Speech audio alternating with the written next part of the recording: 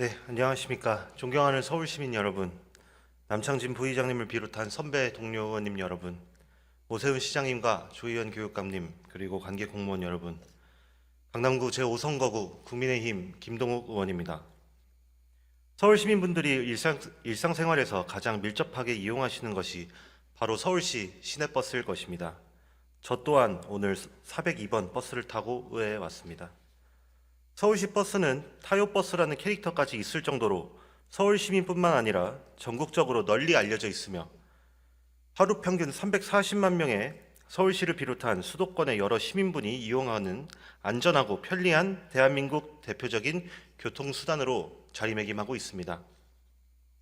이에 따라 서울시 시내버스의 공공성이 인정되어 서울시에서는 버스 준공영제라는 제도를 도입하여 2004년부터 현재까지 서울시 시내버스 노선 관리 및 운영 지원을 통해 시내버스 효율성을 높이고 버스 업체의 경영 손실을 감축하여 경영의 합리성을 보장함으로써 시민분들이 더욱 편리하고 안정적으로 시내버스를 이용하실 수 있도록 관리하고 있습니다.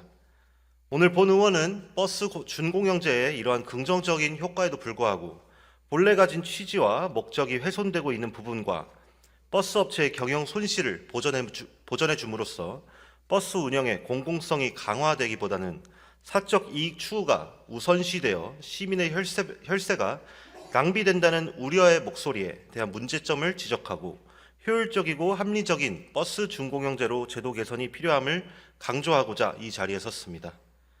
오세훈 시장님께서는 발언대로 나와주시기 바랍니다.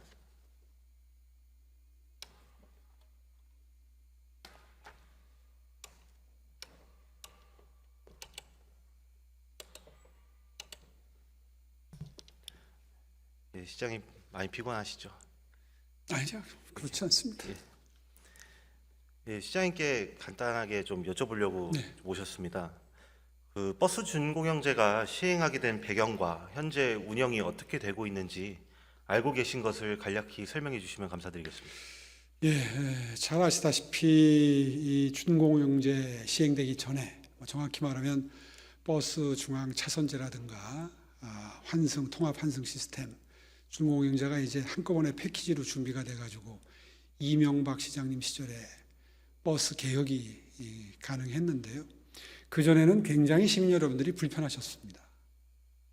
사각지대도 있었고 교통 사각지대도 있었고, 그런데 준공영제를 도입을 해서 일정 부분 서울 시민들의 세금으로 형성된 예산을 투입하고 난 다음부터 이른바 교통복지로서 기능하기 시작했죠. 그래서 교통 사각지대도 많이 없어지고 이 비수익 노선에 대해서 서비스가 활발하게 제공이 되면서 또 환승 할인까지 된 덕분에 굉장히 시민 여러분들이 편리해지셨습니다. 그 점에 대해서 상당히 좋은 평가가 있었던 것도 사실이고요. 그런데 이게 이제 거의 20년 가까이 시간이 흐르면서 여기에 이제 시간이 흐르다 보니까 그 이익을 추구하는 사람들이 조금씩 생겨나기 시작했습니다. 얼마 전에 그 사모펀드에서 버스 회사를 인수를 해가지고 경영하는 사람 인터뷰를 제가 읽었는데요. 말씀은 참 훌륭하더라고요. 경영을 잘해서 이익을 내서 또 버스 회사에서 일하시는 분들 그 처우를 개선할 수 있도록 해서 그분들도 좋은 직장을 만들어 드리고 근무 환경도 개선하겠다. 이렇게 굉장히 어떻게 보면은 매력적인 그 투자를 하고 있는 것처럼 또 공공에 상당히 기여할 것처럼 이렇게 말씀하시는 걸 보면서 제가 좀 확인을 해봤습니다. 그랬더니 좀 실망스러운 측면이 더 컸습니다. 이게 잘못하다가는 준공영제의 바람직한 면을 잠식할 수 있는, 어찌 보면은 시민들 입장에서 보면은 원치 않는 방향으로 흘러갈 수도 있겠다 하는 판단을 했고요. 그래서 기회 있을 때마다 이 사모펀드가 버스 회사를 인수해서 속된 표현으로 장난질 치지 못하도록 장치를 좀 마련하는데 최선을 다해달라 하는 주문을 여러 차례 했습니다. 네, 말씀해 주신 대로 이제 시민분들께 이제 제공하는 혜택이나 교통복지라고 하셨는데 그런 부분에 대해서는 되게 장점도 있고 분명히 공감하는 바입니다.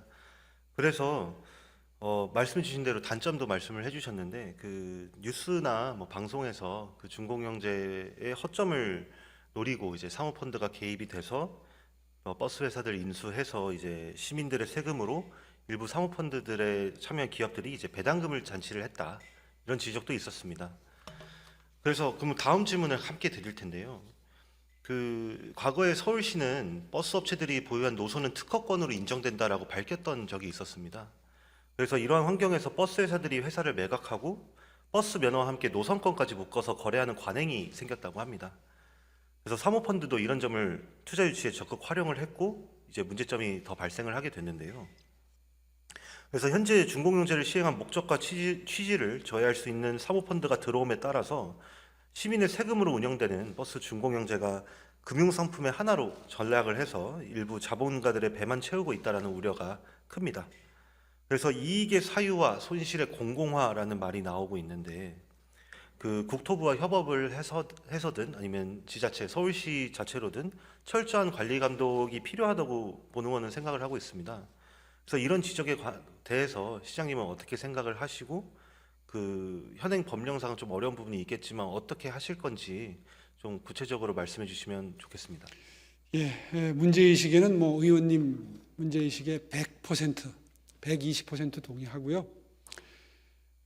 제가 보고를 받아 보니까 올해 7월부터 내년 7월까지 용역에 들어가 있더라고요. 성에 차지 않습니다.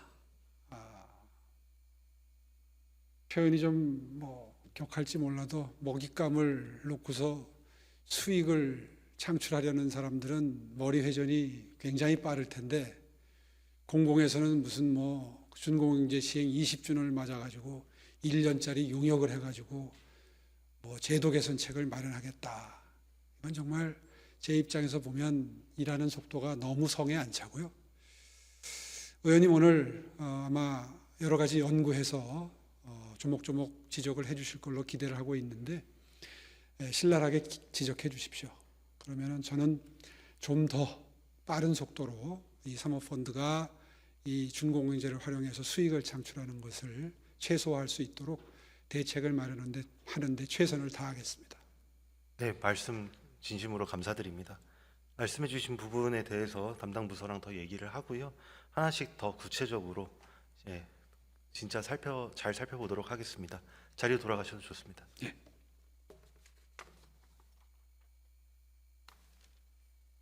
네, 다음으로 윤종장 도시교통실장님 나와 주십시오.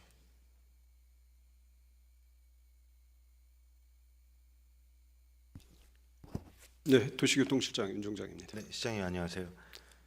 그 서울시에서 제공하는 시내버스 준공영제에 관한 설명을 보면 이제 서울시 시내버스 회사의 운송 수익금은 공동 관리하고 매년 버스 정책 시민위원회를 거쳐서 확정되는 표준 운송 원가에 따라 산정된 총 비용 대비 총 수입의 부족분을 서울시 예산으로 보전한다고 합니다. 뭐 가령 2020년에는 뭐 6,600억의 적자가 났었는데 버스 회사는 반대로 이제 매년 700억의 이익을 받았다라는 언론 기사도 봤었어요. 그렇다면 현재 이 버스 준공영제 혜택을 받는 버스 회사는 얼마나 되고 이 관련 예산은 어떻게 집행되고 있는지 말씀해 주십시오. 잘 아시다시피 시내버스 준공영제가 2004년에 이제 됐고요. 지금 현재 65개사 시내버스사가 운영이 되고 있는데 지금 말씀하신 대로 표준 운송 원가를 먼저 만든 다음에 총 수입에서 부족분을 나눠주는 그런 형태인데요. 2004년 이후에 연간 약 3천억 정도 재정 지원이 있었고요. 최근 5년에는 코로나19의 영향 때문에 약 5,100억 정도 재정 지원이 있었는데, 사실 이 부분이 어떻게 보시면 이제 환승 할인 때문에 시내버스 회사가 받지 못했던 금액하고 거의 비슷합니다. 그리고 그런 부분들이 좀 재정 지원이 됐다고 보여지고요. 흑자를 본다, 적자를 본다는 개념은 좀 다른 개념입니다. 왜냐하면 운수회사에서 벌어들인 수입은 공동 수입을 하고 있기 때문에 노선에서 흑자 노선이라 할지라도 많이 벌든 적게 벌든 일단 공동 계좌에 다 들어와서 표준 운송 원가를 나눠서 가기 때문에 약간의 흑자가 있다라고 하는 부분은 아마도 성과적으로 우수한 업체에게 주는 이윤에서 좀 차이가 있는 것으로 그렇게 보시면 될 것 같습니다. 네, 감사합니다. 버스 회사가 이익보다 더 많은 돈을 배당해도 존속할 수 있는 이유는 이제 중공영제 하에서는 어떻게 뭐 회사를 운영해도 적정 이윤을 보장해 준다는 그런 비판도 있습니다. 그래서 뭐 다른 걸 또 하나 말씀드리면 21년도 기준으로 그 서울시가 중공영제를 통해서 버스 업체에 지원한 예산이 약 4,561억 원에 달하는데 정작 노선에 대한 권한은 행사하지 못하고 있다고도 하고요. 그래서 이런 업체의 경영권, 그러니까 경영 개선 노력이 소홀하고 도덕적 해이도 발생한다, 이런 비판도 있습니다. 뭐 또한 시에서 저한테 준 자료에서는 이제 표준 운송 원가는 시내버스 운영과 관련된 비용만 그 표준 운송 원가에 반영해서 지급하고 있고, 시내버스의 타사업이나 영업의 비용 발생 등으로 인해 적자가 발생할 수도 있는 구조라고 이제 적혀 있었습니다. 그렇다면 적자가 이렇게 발생했던 실제 사례가 최근에 있었나요? 이렇게 보시면 될 것 같습니다. 뭐냐면 이제 보통 버스 운송 원가라고 계산을 할 때 저희들이 이제 요금을 지난 며칠 전에 올라서 이제 1,500원을 내고 있지만 1,250원을 낼 때 그게 1인당 내는 운송 요금입니다. 근데 실제 원가를 따져보면 실제 원가에서 비용을 빼고 나면 실제 들어오는 수입은 약 800원 정도 되는 수입이 되겠습니다. 그러니까 본질적으로 약 700~800원 정도의 부담을 안고 가는 거고요. 그 부분은 이제 대개 환승 할인 부분에서 많이 차지를 하고 있는데 그 부분을 이제 주로 지원을 해주는 부분이고요. 어떻게 보면 그렇게 따져본다면 모든 운수회사가 적자를 보고 있다고 보면 맞을 것 같습니다. 왜냐하면 환승 할인 때문에 그 수입이 못 들어오니까요. 다만 그 부분을 표준 운송가를 통해서 얼마큼 보존해 주냐에 따라서, 얼마큼 노력하느냐에 따라서, 성과를 얼마큼 받아가느냐에 따라서 약간의 흑자를 볼 수도 있고 적자를 볼 수 있다, 이렇게 판단하시면 될 것 같습니다. 네, 알겠습니다. 그렇다면 그 작년 국회 국정감사에서도 그렇고 서울시 행감에서도 그렇고 여러 차례 지적받아서 문제가 되는 것이 서울 시내버스 65개 중 6개 회사가 사모펀드 사에 인수되어 운영됨으로써 공공성이 훼손된다라는 우려가 계속되고 있고 대응도 미온적이다라고 비판이 좀 있습니다.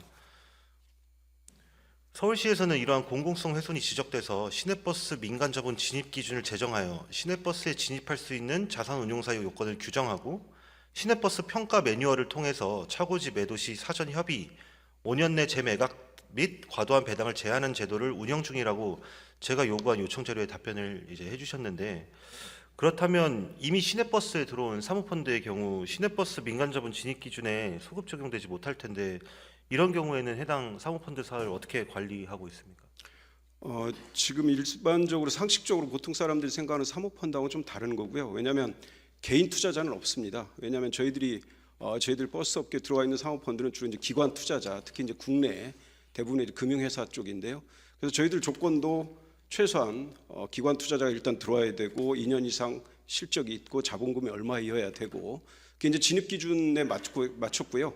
만약에 그 진입 기준을 못 채웠으면 저희들이 이제 당연히 이제 받아들일 수 없는 부분인데, 지금 현재 들어와 있는 사모펀드사는 대부분 그 기준을 맞춰 있습니다. 들어올 수 있는 기준, 예를 들어서 기관 투자자이면서 자본금, 그다음에 실적 같은 진입 기준은 맞춰져 있는데, 다만 이제 들어와서 이제 활동할 때 관리가 중요합니다. 왜냐하면 아까 말씀드린 대로 의원님 지적하신 대로 배당금 문제라든지 여러 가지 이익 배당의 문제가 있어서 관리를 어떻게 할 거냐에 대한 부분이 있어서 저희들이 작년에 그 기준을 만들 때 특히 신경을 썼던 부분은 관리 기준입니다. 그리고 잘 아시다시피 사모펀드는 보통 투자 기간이 한 5년 정도 됩니다. 5년 정도 투자해서 배당금 빼고 그다음에 빠지는 그런 상황인데요.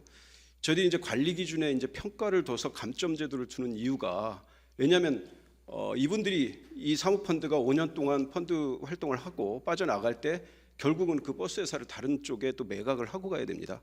근데 이미 배당금을 다 빼갈 대로 빼가서 껍데기만 남아있는 회사라면 인수인계가 안 되겠죠. 매각이 안 될 거라서 어느 정도 우량적인 기업으로 남겨놔야 됩니다.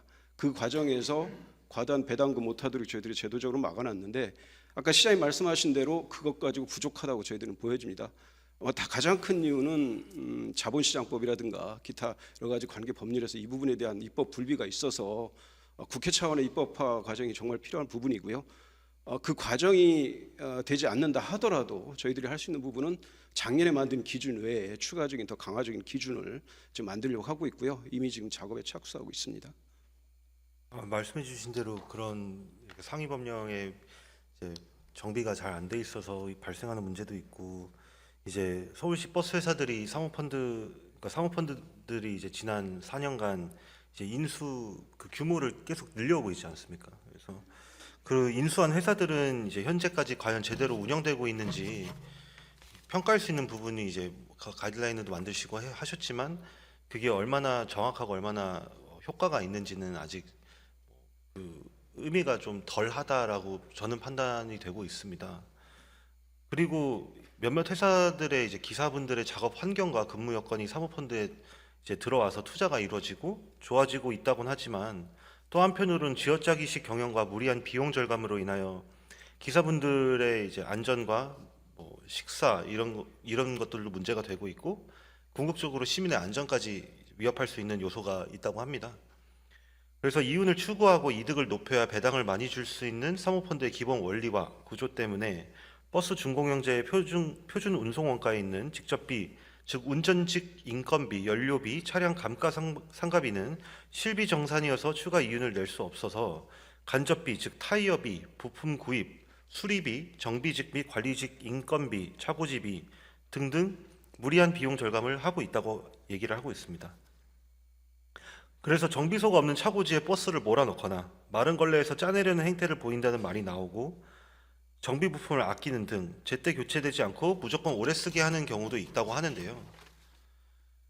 문제는 현행 법령이나 조례로 이를 감시하거나 방지할 수 있는 어떠한 기준이나 구체적인 보완책이 전혀 마련되어 있지 않다고 평가되고 있습니다.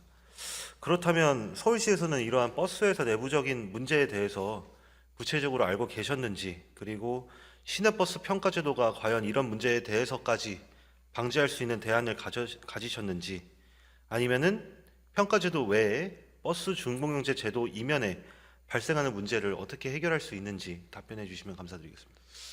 예, 지금 의원님께서 띄워놓은 저 PT 자료에 보면 이제 동아원수 구내식당 아마 이제 집중 호우 기간에 물이 새서 했던 부분이고요. 저희들이 현장에 저도 직접 나가 봤는데요. 저 부분은 이제 사실 이렇습니다. 사모펀드 회사가 인수한 6개 내지 7개 회사의 문제는 아닙니다. 전체적으로 잘 아시다시피 몇몇 개 회사를 빼고는 다들 차고지 상황이 어렵고요. 구내식당 상황이 어렵고 샤워실 상황이 다 어렵습니다. 그러다 보니까 이제 꼭 사모펀드이기 때문에 저렇게 어렵다라고 하는 건 약간 좀 어불성설인 측면이 좀 있고요. 저희들이 그래서 이 부분에 대한 특히 이제 기사분들의 점심 식사 메뉴, 그다음에 샤워실 같은 후생 복지 사항을 철저히 챙기고 있고요. 이 부분에 대해서 특히 기사분들이 반발이 심할 정도로 체크리스트가 강화되어 있습니다. 예를 들어서 반찬은 몇 가지, 샤워실 온도는 몇 도 정도까지 되어 있기 때문에 그런 후생적인 부분은 하고 있고요. 그다음에 나머지 이제 평가가 과연 그 사모펀드나 아니면 기타 분수회사에서 하고 있는 것을 막을 수 있느냐? 사실은 그렇습니다. 이게 이제 전적인 제도는 아닌데, 다만 이제 여기에 효과를 가질 수 있는 거는 지금 아까 말씀하신 표준 운송 원가 13개 부분의 인건비랄지 뭐 타이어 이제 일부 따로 구매한다고 하지만 대부분 다 공동 구매를 하고 있습니다. 그러다 보니까 비용을 줄일 수 있는 부분들이 별로 없습니다. 사실 그거 가지고 어떻게 다른 회사보다 좀 더 많이 가질 수 있는 부분은 없고요. 오로지 조금 더 가져갈 수 있는 부분이 얼마만큼 노력해서 65개사 중에서 상위권 안에 들어가면 성과적으로 성과가 낸 업체에 주는 성과 이윤 부분을 좀 가져갈 수 있고요. 이 성과 이윤을 결정하는 부분이 바로 평가가 되겠습니다. 이 평가에 대해서 어떻게 점수를 받느냐, 상위권에 들어가느냐, 또 전체 점수의 몇 점 이상을 받느냐에 따라서 그 이윤을 가져가기 때문에 그 부분에 대한 부분이 버스 회사는 굉장히 민감하게 받아들이고 있고요. 사실 저희들이 갖고 있는 정책적 실효적 수단이 그거이기 때문에 그 평가 기준을 굉장히 강화시키려고 노력을 합니다. 특히 이제 사모펀드사에서 가장 문제가 되고 있는 배당금인데, 배당금 같은 경우는 왜냐하면 펀드사의 특성이 즉시 배당입니다. 이윤이 들어오면 바로 주주들한테 배당하는 그런 구조인데, 저희들이 그거를 막을 수 있는 방법은 하나밖에 없다고 생각을 했습니다. 왜냐하면 자기 자본 비율 대비 이윤의 그 배당금의 금액이 어느 정도 됐을 때 그 저희들이 감내할 수 있는 수준을 넘어가면 감점을 몇 점 주고 몇 점 주고, 그럼 그 다음 해에 그 감점이 상위권에 있던 업체가 하위권으로 떨어지는 효과를 발휘하기 때문에 그러면 성과 이윤을 받아갈 수가 없습니다. 그러면 배당금이 적어지기 때문에 당연히 펀드사에 있는 투자자들이 그 부분에 대해서는 예민하게 반응을 하는 거죠. 그게 어떻게 보면 이제 현장에서 이루어지는 정책 효과적인 측면인데 그거는 이제 제도적인 정책이라고는 볼 수가 없다고 저희들은 판단을 합니다. 좀 더 근원적인 측면에서 뭐 사모펀드사만의 문제는 아닙니다. 아마 지금은 사모펀드가 이 중공인제에 대해서 들어왔지만 또 다른 형태의 투자 형태가 다른 모습으로 또 들어올 수 있다고 생각을 합니다. 그래서 중공인자가 갖고 있는 어느 정도의 이익 배당, 나름대로 또 세금으로 또 해서 안정적인 투자라는 이런 매력이 있기 때문에 이 부분은 제도적으로 좀 더 막아놓지 않으면, 또는 그 부분이 제도적으로 시민들한테 돌아가게 해놓지 않으면 어렵다는 생각을 저희들 갖고 있기 때문에, 아까 시민 말씀하신 대로 1년이라는 시간이 너무 길다고 하셨지만 저희들은 그 기간 전이라도 계속적으로 노력을 해서 찾아내려고 지금 하고 있고요. 이미 작업을 하고 있습니다. 제가 아까 말씀드린 것 중에, 시장님께서 말씀해 주신 것 중에 그 사모펀드사라서 발생하는 문제가 아니다, 어불성설이다라고 말씀해 주셨는데, 저도 명확하게 하나만 말씀드리면, 그러니까 이렇게 근무 요건이 안 좋은 상황인데 그만큼 배당금 잔치를 하고 있는, 그러니까 이윤 추구를 하고 있는 게 문제가 된다고 저는 보는 겁니다. 물론 직접적인 연관성은 없을지언정 한쪽에서는 돈 파티를 하고 있는데 한쪽에서는 열악하게 근무를 하고 있다. 근데 이건 비단 여기 사모펀드의 문제가 아니다, 이건 전체 문제다라고 해버리시면, 문제는 그러면 니네 그냥 일해, 우리는 돈 벌게, 이런 식으로 흘러갈 확률이 있지 않겠습니까? 그래서 그 부분에 대해서는 좀 다시 재고를 해주시면 좋겠습니다. 예, 제가 그 책임을 회피하려고 드린 말씀이 아니고요. 왜냐하면 사모펀드가 물론 그런 중요한 문제점을 가지고 있지만 다른 회사도 가지고 있기 때문에 전체적으로 그걸 다 개선하는, 근로자의 편의를 개선하는 쪽으로 저희들이 정책 방향에 가야 된다는 말씀 드리고자 그런 말씀 드렸던 겁니다. 사모펀드가 이제 워낙 지난 몇 년간 돈을 네, 많이 그럼 벌고 눈여겨서 지켜보겠습니다. 이윤 추구하고 있기 때문에 이제 말씀을 드렸던 거고요. 그러면 이제 아까 방금 언급드린 대로 뭐 서울시뿐만 아니라 인천시, 대전시 등에서도 이제 버스 중공제에 참여하고 있는 버스 회사들이 이제 사모펀드 운용회사의 무더기로 인수되고 있습니다. 그래서 사모펀드의 지배력이 점점 더 커질 경우 이 사모펀드 운용회사들이 앞으로 노선 감축, 뭐 회사 매각 등을 매개로 시민들의 발인, 시내버스 요금 인상 등을 요구할 수 있고 버스 체계도 황폐화될 수 있는 확률도 있습니다. 그리하여 버스를 이용하는 다수의 시민에게 큰 피해를 줄 수 있다는 우려가 계속 지속되고 있는데요. 또한 사모펀드가 중공영제 버스 회사를 독점하는 형식으로 운영이 된다면 우리 서울시와 협상해서 극단적으로 파업, 궁극적으로 우위를 선점하고 표준 운송 원가 인상 등 최대한 이윤을 확보할 수 있는 행동을 충분히 할 수 있을 텐데, 이에 관한 실장님의 생각과 서울시의 대응 방안이 무엇인지 답변해 주시면 좋겠습니다. 저희들이 가장 안타깝게 생각하는 부분도 그 부분이고요. 뭐냐면 입법화가 돼 있다면, 그리고 조례로 그것까지도 규제할 수 있다라고 한다면, 예를 들어서 65개사 중에 뭐 10%, 15% 이상 특정 펀드사가 가져가는 걸 막는다, 이런 제도적 장치가 가능하다고 한다면 저희들은 그거를 해야 된다고 생각을 합니다. 다만 이제 그게 여러 가지 법적으로 좀 문제가 될 수도 있어서 저희들이 검토를 하고 있는데, 지금 국토부도 이 상황을 인식하고 있고요. 금융 관련 그쪽도 인식을 하고 있기 때문에 저희들이 작년에 만든 기준을 이미 국토부가 가져갔는데, 그 부분에 대한 제도 개선은 아직은 답보가 좀 진도가 좀 안 나가는 상황입니다. 그래서 저희들은 그 부분 촉구를 할 거고요. 그리고 지금 말씀하신 그 전에라도 계속적으로 이렇게 문어발식으로 확장하는 걸 막을 수 있는 방법은 없느냐, 저희들은 그 방법을 찾아내려고 하는데요. 지금 현재 제도로서는 저희들이 새로운 걸 인수하기 전에 저희들한테 반드시 사전 협의를 하도록 되어 있습니다. 이 부분에 대해서 저희들이 충분히 영향력을 행사할 수 있을 것 같고요. 만약에 이걸 무시하고 그냥 독단적으로 또 매입을 하게 된다면 다른 제도적 장치로 충분히 규제 가능하다고 봅니다. 보다 확실한 규제는 입법화 과정을 통해서 이루어져야 되겠지만, 그 전에 저희들이 갖고 있는 수단으로도 충분히 통제가 가능하다고 보고요. 그 부분에 대해서는 어느 정도 이야기를 하고 있습니다. 누구랑 이야기를 하고 있습니까? 지금 사실 저희들 어차피 65개사를 운영하는 업체가 저희들이 정책 파트너이기 때문에 거기는 버스 조합도 있고 사모펀드사도 있습니다. 그 부분에 대해서 또한 이제 의회, 우리 교통위원회하고도 여러 가지 논의를 하고 있고요. 아마 가능하다면 저희들은 금년 안에 법이 개정되기 전에라도 조례를 규제할 수 있는 방법을 좀 찾아보려고 합니다. 네, 알겠습니다. 다음 질문으로 넘어가겠습니다. 그 사모펀드의 영세 버스 회사 인수는 막강한 자본력을 바탕으로 영세한 버스 업계의 구조조정 효과가 기대된다는 견해도 있고, 그렇지만 아직 이런 사모펀드에 의한 버스 회사 구조조정은 이루어진 적이 없었습니다. 인천시의 경우 한 언론에 따르면 사모펀드 인수된 후 차고지를 57억에 매각한 후 52억 원을 펀드에 배당한 적도 있습니다. 이처럼 지자체들이 버스회사 경영난 해소를 위해 공영 차고지를 확대하고 있는 것을 감안한다면 앞으로 사모펀드 버스회사들이 공영 차고지로 차적을 옮기고 기존의 차고지를 매각하거나 개발하는 등 부동산 개발 차익까지 노릴 수 있다는 지적도 있는데 서울시에서는 이걸 어떻게 대비하고 있고 시장님께서는 어떻게 생각하시는지요? 버스 회사를 운영을 하려면 기본적으로 차고지를 갖고 있어야 됩니다. 그게 면허 기준인데요. 그 얘기는 결국 차고지가 없으면 버스 회사를 쓰기 기본 요건이 안 되기 때문에 면허가 취소되는 상황이라는 이야기가 되고요. 만약에 차고지를 매각하려면 그 매각하기 위해서 다른 또 차고지를 찾아야 됩니다. 다른 본인들의 차를 정박을 해야 되니까요.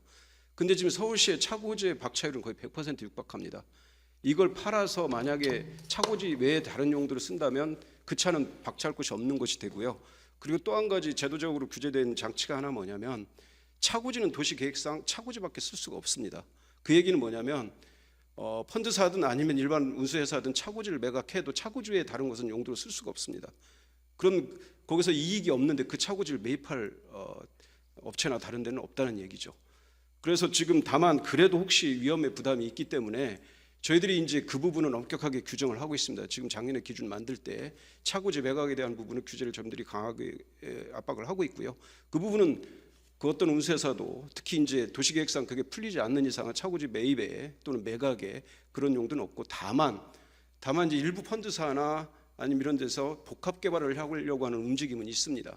무슨 이야기냐면 본인이 갖고 있는 차고지와 공영 차고지와 다른 운수회사가 갖고 있는 차고지를 묶어서 2층 내지 3층으로 올린 다음에 지하 1층이나 1층에 버스를 주차를 하고 나머지는 개발하는 그런 방식을 가지고 접근하는 건 있는데 저희들은 그 부분은 엄격히 제한을 하고 있고요.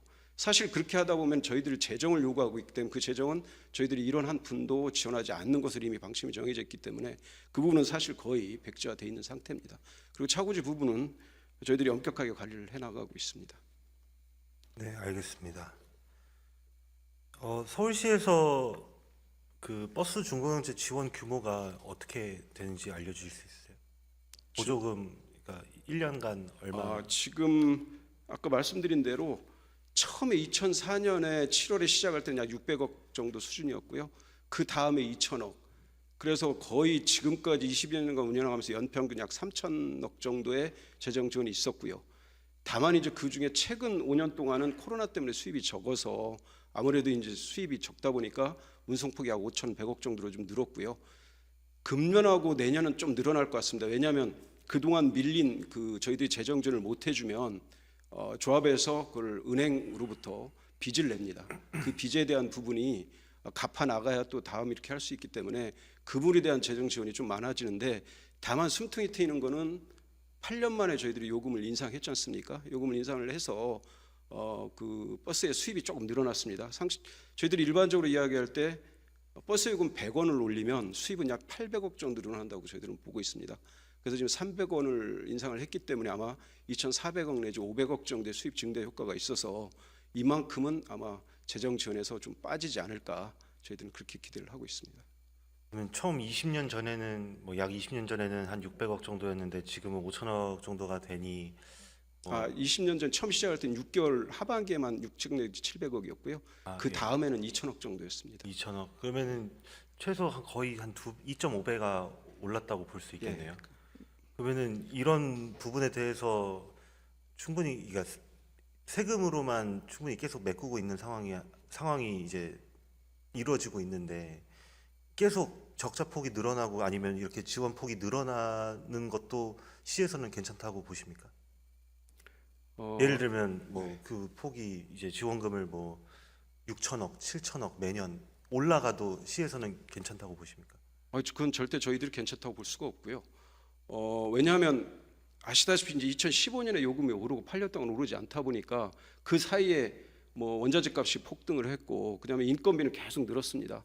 아시다시피 아까 표준 운송 원가를 계산할 때 운전자 인건비라든지 정비직 인건비라든지 이런 부분은 손을 댈 수가 없습니다. 노사 협상회에서 타결되는 그 임금을 그대로 줘야 되기 때문에 거의 매년 3 내지 5% 정도 인상이 되다 보니까 그 부분은 계속 비용을 잡아먹는 거고요. 근데 수입은 들어오질 않으니 당연히 이제 재정주는 늘어날 수밖에 없고 또 환승의 효과는 점점 커지지 않습니까? 수도권까지 확대가 되다 보니까 그러다 보니까 그 순수하게 수입 외에 다른 비용적인 측면이 들어오다 보니까 계속 늘어나고 있고요. 이걸 타개할 수 있는 방법은 가장 큰 거는 요금의 인상인데 이 부분은 이미 완성이 됐고요.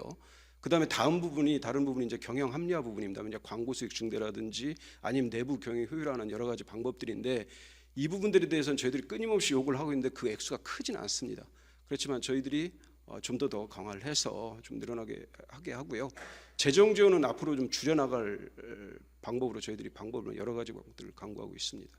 네, 말씀해 주신 대로 이제 요금을 올리게 되면 그만큼 수익도 들어오긴 하지만 결국에는 시민분들에게 이제 부담을 전가하게 되는 상황인 거잖아요. 버스 회사들에 대한 적자를 시민의 세금으로 우리 살려주자라고 생각이, 그러니까 이런 식으로 흘러가다 보면 어느 순간 그 부담이 500원, 700원 인상이 되면은 이제 다들 볼멘 소리를 하실 게 뻔하지 않겠습니까? 그래서 그런 부분들이 내년에도 올릴 수도 있는 거고 뭐 8년 뒤에 올릴 수도 있는 거지만 그런 잦은 요금 인상이 결국에는 버스 회사 적자를 메꿔주는 용도로만 아니면 그거를 최소한 보전해 줄 수 있는 용도로만 사용되지 않게끔 각별하게 좀 신경을 써주시면 감사드리겠습니다.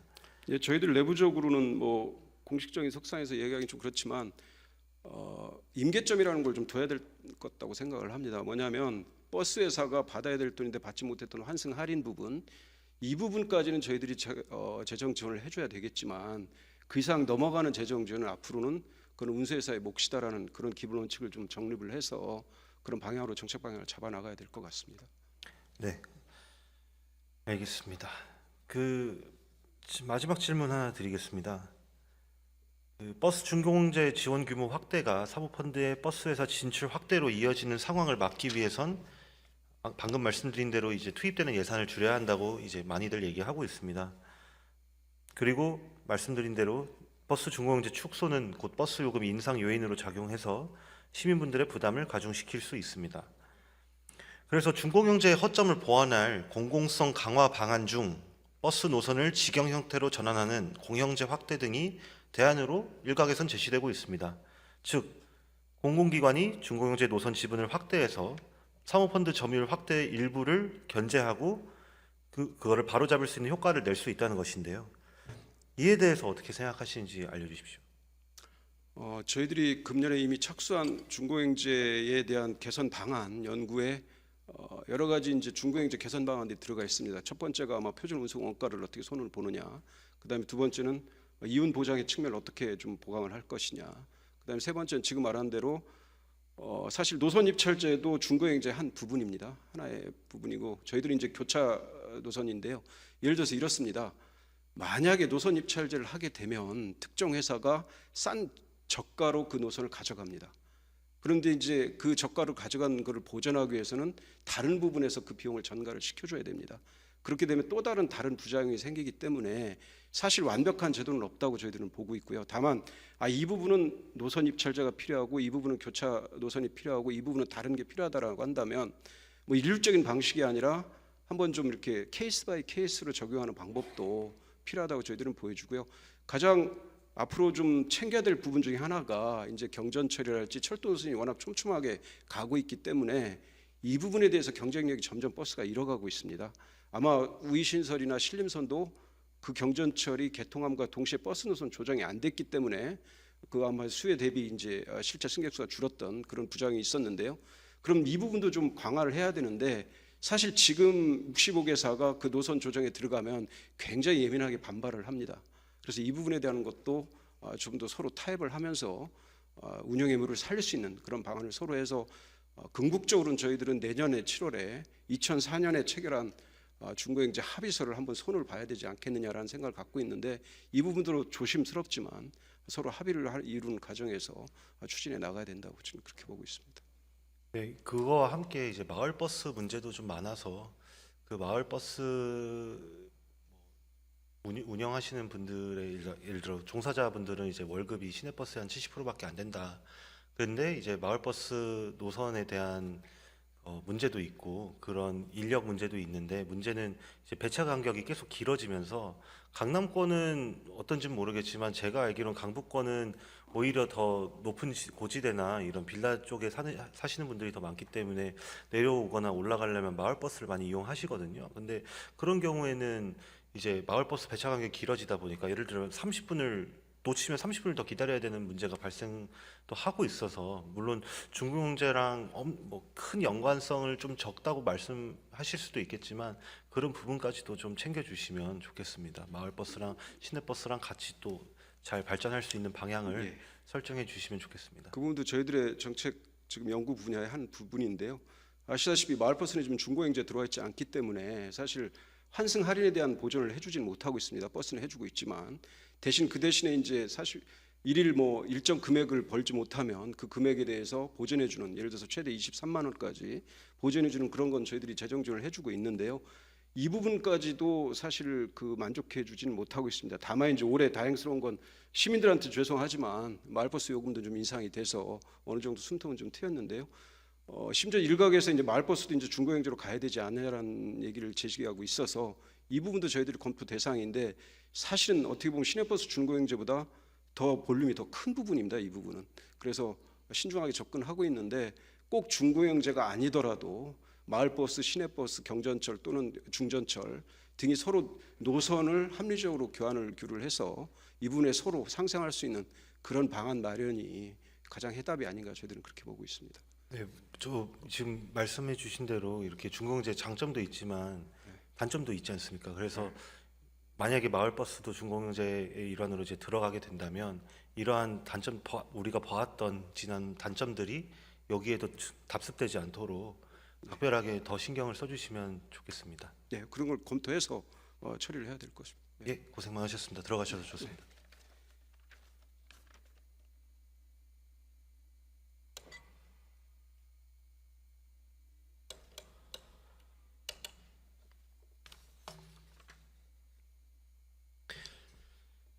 예, 마무리 발언 간략하게 말씀드리겠습니다. 자본주의 시장에서 사모펀드의 투자는 유동성 위기에 빠진 기업에 단비를 제공하고 효율적인 구조조정과 개편으로 기업의 가치를 높이는 긍정적인 효과를 줌으로써 최근 금융시장에서 활발히 진행되는 것 중에 하나입니다. 그러나 버스 중공영제는 단순히 자본주의 시장에 팔리는 상품의 화려한 장식품으로 전락하여 손실이 보장되는 황금알을 낳는 거위로 몇몇 자본가들의 배를 불리게 된다면 시민의 세금을 관리하고 책임져야 할 서울시는 자본시장에서는 손쉬운 떡밥이라는 오명과 방만한 예산 집행, 관리 소홀로 시민들의 신뢰를 저버리고 궁극적으로 시민들에게 불편함을 전달하게 되는 심각한 부작용을 초래할 수 있습니다. 현재 버스 중공영제는 보기에는 공공성 향상과 열악한 버스 업체들을 지원하는 순기능만 있는 것처럼 보이지만 아까 말씀드린 대로 단점도 분명히 있습니다. 몇몇 전문가는 시내버스의 공공성을 높이는 중공영제 운영 구조가 역설적으로 사모펀드의 적자 없는 수익 상품이란 투자처로 이용되고 있다고 진단하기도 하고 있습니다. 이처럼 그 내면에는 부실한 평가 기준과 세심한 정책 집행이 결여되고 탁상 공론이라는 비판을 받을 정도로 제도적인 취약점이 많이 있습니다. 그렇기 때문에 자본시장의 미끼로 버스 중공영제가 사용되지 않도록 서울시에서는 추가적인 제도 보완을 위한 대책과 제도 개편을 통해서 시민의 세금이 시민 편리성을 위해 시민 편리성을 위해 쓰일 수 있도록 지속적으로 제도에 대한 감시와 자체 평가가 이루어지길 당부드립니다. 이익의 사유화, 손실의 공공화라는 말을 언론에서도 쓰고 있습니다. 이런 상황이 나타나지 않도록 서울시에서 다시 한번 필히 노력해 주시고 해결책을 하루빨리 마련해 주시길 당부드리겠습니다. 긴 시간 경청해 주셔서 감사합니다.